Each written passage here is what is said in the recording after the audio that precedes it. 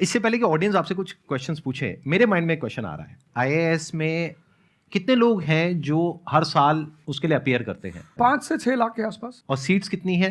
1000 approximately. तो जिनका हो जाता है उनके बारे में तो सब बात करते हैं, जिनका नहीं होता है, जिन्होंने पूरी जान लगाई और जिनका नहीं हुआ, उनका क्या होता है? उनके रिश्तेदार उनकी चिंता करते हैं। वो फिर उनकी चिंता करते हैं। नहीं मैं आ रहा हूं, मैं आपके क्वेश्चन पे आ रहा हूं। ये पॉइंट इंटरेस्टिंग है, मैं समझना चाहूंगा कैसे। मैं बता रहा हूं। हाँ। मैं दोनों मुद्दों पे बता। हम सब हारने से डरते हैं, और मजेदार बात है कि वो डर हमारी हार की वजह बनता है। 98% केसेस में हारने से क्यों डरते हैं? क्योंकि हम जानते हैं अगर हम हारेंगे तो जो पीछे 3 लोग बैठे हैं ना, रिश्तेदार, रिलेटिव्स और फ्रेंड, वो जीने नहीं देंगे। आप जब भी आईएएस की तैयारी करें, पहला अटेम्प्ट आपका सीरियस अटेम्प्ट होना चाहिए।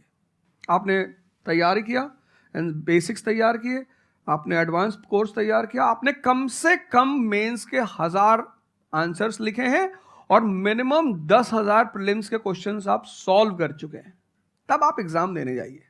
सिर्फ एक अटेम्प्ट दीजिए। जिसने भी पहला अटेम्प्ट सीरियस दिया उसको दोबारा तैयारी नहीं करनी पड़ती, रिवीजन करना पड़ता है।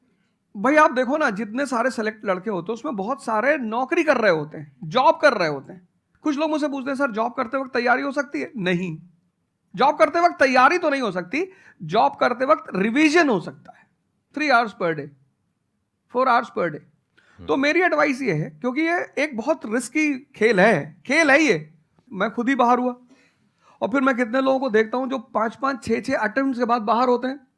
तो जिनको भी इस गेम में शामिल होना है, एक अटेम्प्ट सीरियसली आपका होता है, बहुत अच्छा है। आपको मैक्सिमम रिस्क लेना है तो आप 2 ले लो, उसके बाद अपना काम शुरू करो। जो आपका सेकंड लाइन थॉट था, कोई लॉयर बनना चाहता है, कोई मेडिकल लाइन में जाना चाहता है, कोई मतलब जो भी आप एंटरप्रेन्योर बनना चाहते हैं, आप करो, लेकिन अपने वो रिवीजन वाले 4 आवर बचा के रखो। आपने कितने अटेम्प्ट्स दिए थे सर? 4 अटेम्प्ट्स आपने दिए थे। और आपने कहीं से कोचिंग ली थी, यानी लाखों रुपए दिए थे कोचिंग में? नहीं, तब लाखों नहीं थे, तब हजारों थे। अच्छा, हजारों रुपए आपने खर्च करे थे, और आप एक मिडिल क्लास बैकग्राउंड से थे। तो टोटल 4 साल में आपको कितना पैसा लग गया होगा, रहना, खाना, पीना? और आपने तो पूरी तैयारी करी होगी, साथ में कुछ और नहीं किया होगा? I think so. कुछ नहीं किया, बिल्कुल। तो कितना आपका 4 साल में अच्छा खासा पैसा 5-6 लाख रुपए लगे। 5-6 लाख रुपए उस समय लगे। आज के समय पे अगर किसी को कोचिंग लेनी है तो आई थिंक इससे 3-4 गुना, 5 गुना आराम से लगेगा। तो 15-20 लाख रुपए उस इंसान का लग गया, और वो है एक मिडिल क्लास बैकग्राउंड से। अब वो कहीं ऐसा तो नहीं कि वो ना यहाँ करा ना वहां करा 4-5 साल बाद? हाँ, वही मैंने कहा कि अब आप, जब हमारे समय तो ठीक था, अब आप रिस्क पूरा नहीं ले सकते। You have to be cautious. अब इनको कॉशियस होना पड़ेगा कि ठीक है, जैसे बड़े सारे लड़के क्या करते हैं, वो 1-2 अटेम्प्ट ऐसे ही देते हैं। अब तो इनके पास 6 अटेम्प्ट है, ओबीसी हैं तो और ज़्यादा है, SC ST हैं तो और ज़्यादा है। और मैं कहूँगा आप किसी भी कैटेगरी से आते हैं, आप 2 अटेम्प्ट से ज़्यादा कभी मत मानिए। ये पॉइंट बहुत अच्छा है कि आइडियली आपको अपने माइंड में ये रखना है कि एक ही अटेम्प्ट है मेरे पास में, मैक्सिमम अगर आपकी फैमिली अफोर्ड कर सकती है तो 2 अटेम्प्ट है। उसके बाद में अपने काम पे ध्यान देना है और इसको एज अ रिवीजन की तरह देखना है, मतलब इसको साथ साथ में चलाना है। ये नहीं कि अपने 5 साल या 6 साल लाइफ के सारे यही निकाल दिए और सारा पैसा घर वालों का लगा दिया, या उन्होंने खेत बेच दिया या लोन ले लिया। ऐसी बहुत कहानियां मैंने सुनी है सर लोगों की, और बहुत ही दर्द होता है ऐसी कहानियां देख करके। ऐसे लोगों की जो कहानियां हैं वो उसको सुन करके बहुत ही बुरा लगता है अंदर से। चलिए आगे बढ़ते हैं जी। Sir, I wanted to ask how to fight the basically fear that we feel. Like there are lot many fears that we face, not only in studies but in each aspect of life. There is some kind of fear. How to fight that? How to come back? How to have that courage in life? Fear बड़ी प्यारी चीज है। हमने कुछ words को बड़ा negative बना लिया है। जैसे अब बच्चा है 2 साल का, उसको तो फियर होता नहीं, उसे कुछ पता नहीं, उसने कोबरा देखा, जाके पकड़ लिया। वो तो बाद में घर वालों ने देखा तो पता चला कि भैया कोबरा पकड़ के घूम रहा है। लेकिन हम बड़े हो गए ना, अब हम कोबरा देखेंगे तो वो हमारी बॉडी की जो मैकेनिज्म है वो हमें वार्न करेगी, अलर्ट करेगी। That is natural fear. वो अच्छी चीज है। जिस चीज की आप बात कर रहे हो वो फियर नहीं है, वो ओवर थिंकिंग है। आज का जो युवा है वो फियर से परेशान नहीं है, वो ओवर थिंकिंग से परेशान है। अब ये ओवर थिंकिंग क्यों है, उस फैक्टर पे आते हैं। ओवर थिंकिंग की वजह क्या है? ओवर थिंकिंग की वजह यह है कि आज का समाज इतना एक्सपैंड कर चुका है। You are outside your house, तुमको तुम्हारी दोस्त मिल गई कि मैं कल लंदन से आई, क्या लाइफ है लंदन में यार, और मैं तो ये कर रही वो कर रही, आपको लगा हम ही पागल हैं यार, आईएएस की तैयारी कर। फिर शाम को किसी फ्रेंड का फ़ोन आ गया कि मैं तो अब ऑस्ट्रेलिया जा रही हूँ, मैं तो वहीं सेटल हो जाऊँगी। 90s में हमारे पास इतने स्कोप नहीं थे, हमारी जो लाइफ थी वहाँ ओवर थिंकिंग इसलिए नहीं थी, आपने भी सर देखा होगा, क्योंकि हमारे पास इतने स्कोप नहीं थे। आज तुम्हारी जनरेशन में यू हैव मल्टीपल फील्ड्स, मतलब इतने सारे फील्ड्स ओपन है। तो जब तुम घूम के चारों तरफ देखते हो और तुम देखते हो कि तुम्हारे ही साथ के लोग बड़ी सारी फील्ड में एक्सेल कर रहे हैं, काम कर रहे हैं, अर्न कर रहे हैं, तो तुम्हारा दिमाग भागना शुरू करता है। फिर क्या होता है, हमारे पेरेंट्स हमसे ज्यादा ओवर थिंकिंग करते हैं, क्योंकि बड़े हमको लेकर कॉशियस होते हैं। हाँ। एक हमने ओवर थिंकिंग की, हम अपना संभाल लें किसी तरह।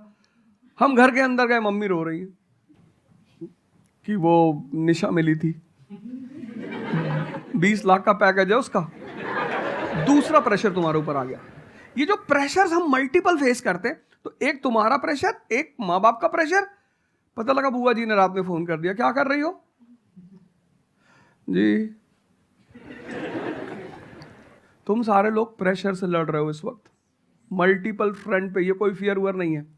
ये प्रेशर दूर कैसे होगा, इस पे थोड़ी सी बात कर ले। जहां इंटरनल ताकत है वहां कॉन्फिडेंस है। आज का युवा क्या कर रहा है, बादाम का तेल लगा रहा है, बादाम की क्रीम लगा रहा है, बादाम का साबुन लगा रहा है, खा रहा गुटखा।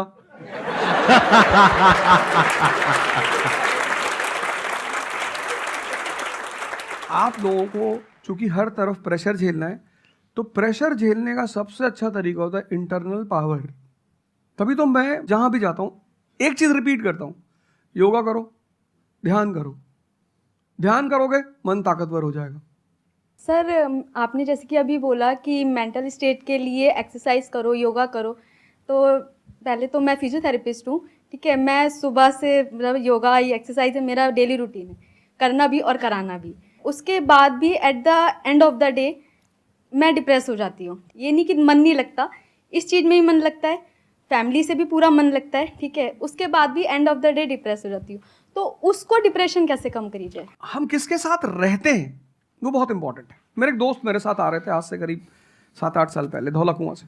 रात का टाइम था और हम दोनों, मैं गाड़ी चला रहा था, हम इंडिया गेट के सामने से निकले तो उन्होंने मुझसे कहा कि अब हम बुढ़े हो गए हैं। मैंने गाड़ी रोकी, मैंने कहा उतरो। तो उन्होंने कहा कि क्या हुआ? मैंने कहा उतरो तो, उतरो जरा। उतर गए, मैंने दरवाजा बंद करो, चले गए। आज तक मैंने उनसे बात नहीं की। वो मुझसे पूछते हैं आज, अब तो खैर बात ही नहीं होती, पर वो बहुत उन्होंने कोशिश की कि अवध क्या हुआ? तुम दिन भर अपने आप को मोटिवेट करती हो, काम करती हो, जब तुम वापस घर में आती हो, अपने समाज में जाती हो, तो सब तुम्हारे मेंटल स्टेटस का थोड़ी है, वो तुम्हारी सारी ऊर्जा को खींच लेते हैं। इसीलिए तो माँ बाप हमारी संगत पे बड़ा ध्यान देते हैं। तुम्हें लगता होगा कि माँ बाप कितने बदमाश हैं, माँ बाप भगवान हैं। उनका एक्सपीरियंस तुम अपने दोस्तों को लेके जाया करो उनके सामने। कोई अल्ट्रासाउंड क्या करेगा जितना माँ बाप करते हैं, कोई स्कैनर क्या करेगा? सही बात है, देख के कोई 2 फोटो मिनट में कैमरा पता क्या चल फोटो खींचेगी, देख के बता देते हैं। बहुत बहुत दुष्ट है ये, इसकी आंख के नीचे देखो यहाँ निशान है, बहुत दुष्ट है ये। और वो लॉजिक भी बड़ी अच्छी सी देते हैं, कोई कुछ भी देते हैं लेकिन बड़ा अच्छा सा लॉजिक देते हैं। तो ये हमारे साथ होता है। इसलिए हमें पहले गुरुकुल भेजा जाता था, और आज की हमारी सोसाइटी इसको सिर्फ नेगेटिव दिखाई पड़ रहा है। मैं अभी अब घर गया था, हमसे लोग कह रहे भैया 24 का चुनाव लड़ोगे? मैंने कहा यार पॉलिटिकल पार्टियां कह रही कि तुम सीधे प्रधानमंत्री बन जाओ। अननेसेसरी परेशान किए हुए, अननेसेसरी दूसरों से मत। और ये एक जगह का नहीं है, ये यूनिवर्सल हो चुका है। तुमने कह दिया कि मैं आईएएस की तैयारी कर रही हूँ, अरे नहीं होता किसी का। तिवारी जी की लड़की दी थी, 2 साल बाद पागल हो गई। तुम इतने डिप्रेस समाज में रह रहे हो। वो तो महेश्वरी जी जैसे लोग हैं जिन्होंने बहुत लोगों को जिंदा कर रखा है। Thank you. जब आपको कोई सहारा नहीं होता, आपने टाइप किया संदीप महेश्वरी, एक वीडियो आ गया, आप रिलैक्स हो गए। जब आप इन्हें सुनते हो तो आपका टेम्परेचर हाई होता है। तो एक ही आदमी को आप सुनते हो ना जिससे टेम्परेचर हाई हुआ, हमको सुन लिया कुछ ज्यादा ही हाई हो गया। लेकिन 2 लोगों को छोड़ दो, 3 लोगों को छोड़ दो, 4 लोगों को, ऐसे 10-12 लोग हिंदुस्तान में है, पॉपुलेशन 1 बिलियन 50 करोड़। तो तुम 10 लोगों को सुनो और बाकी जो तुम्हारे साथ 500 जुड़े हैं वो तुम्हें तो नीचे ही ले जा रहे हैं।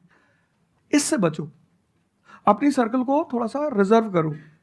तुम किससे बात करते हो, कौन सा लिटरेचर पढ़ते हो, लिटरेचर पर ध्यान दो। जैसे मैं रश्मिरथ पढ़ता रहता हूँ, खाली हुआ प्रसादों के कनकाब शिखर होते कबूतरों के ही घर। ये जो बड़े बड़े मकान हैं, कभी किसी बाज को यहां रहते हुए देखा? कबूतर रहते हैं।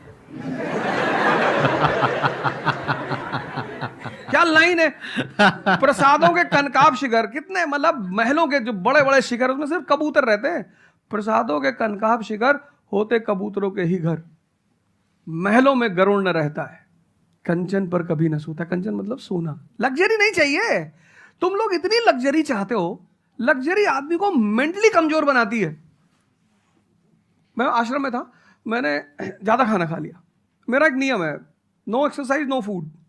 मतलब अगर मैं एक्सरसाइज नहीं करूंगा तो मैं खाना नहीं खाऊंगा। वहां एक बाबा जी, वो प्रेम में उन्होंने घी पे घी डालते चले, मैंने खा लो। फिर वो हुआ कि भाई यहाँ घूमेंगे, चारों तरफ जंगल है, डरा दिया इन लोगों ने। एक बार एक भालू एक आदमी की टांग काट के ले गया। अरे मैंने कहा आज कोई भालू वालू नहीं आएगा, मैं जाऊंगा। फिर मैंने 4-5 लोगों को तैयार किया अपने साथ, उनको थोड़ा मोटिवेट किया कि जंगल में घूमने से ऑक्सीजन लेवल बढ़ता है। वो लोग भी तैयार हो गए कि चलो। तो हमारे साथ एक साहब अमेरिका से आए हुए थे, वो भी वॉक करने निकले, बोले हम भी चलेंगे। मैंने कहा भाई साहब क्यों जा रहे हो? कहते हम भी चलेंगे। मैं उनका नाम नहीं लूंगा।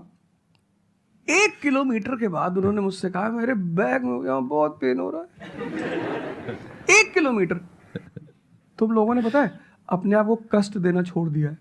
You are dying for luxury, you have become weak physically and mentally. थोड़ा थोड़ा सा कष्ट दो अपने आप को, थोड़ा टेम्परेचर हाई रखो, थोड़ा बड़े टेम्परेचर वालों के साथ रहो। हमने अपने आप को कष्ट, हम कौन सी नॉवेल पढ़ रहे हैं? Half girlfriend. अच्छी है, अच्छी है, अच्छी, मैं ये नहीं कह रहा हूं, मैं कुछ बोल देता हूं। अच्छी है मतलब आपने पढ़ी है।